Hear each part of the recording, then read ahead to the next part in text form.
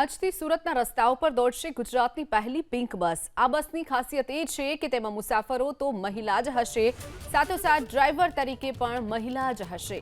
મહાનગરપાલિકાની 2 વર્ષ પછી બીઆરટીએસની પિંક બસમાં મહિલા પાયલટ મળી છે।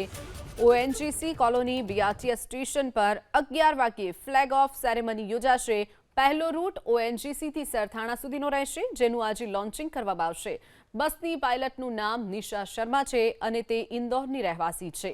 એક અઠવાડિયાથી સુરતમાં બસ પાયલટ તરીકે ટ્રેનિંગ તેમણે લીધી। તેને હેવી વાહન ચલાવવાનો 4 વર્ષથી વધુનો અનુભવ પણ છે। ખાસિયત એ છે કે તેમાં મુસાફરો તો મહિલા જ હશે, સાથોસાથ ડ્રાઈવર તરીકે પણ મહિલા જ હશે। મહાનગરપાલિકાની 2 વર્ષ પછી બીઆરટીએસની પિંક બસમાં મહિલા પાયલટ મળી છે। ઓએનજીસી કોલોની બીઆરટીએસ સ્ટેશન પર 11 વાગ્યે ફ્લેગ ઓફ સેરેમની યોજાશે। પહેલો રૂટ ઓએનજીસી થી સરથાણા સુધીનો રહેશે, જેનું આજે લોન્ચિંગ કરવામાં આવશે।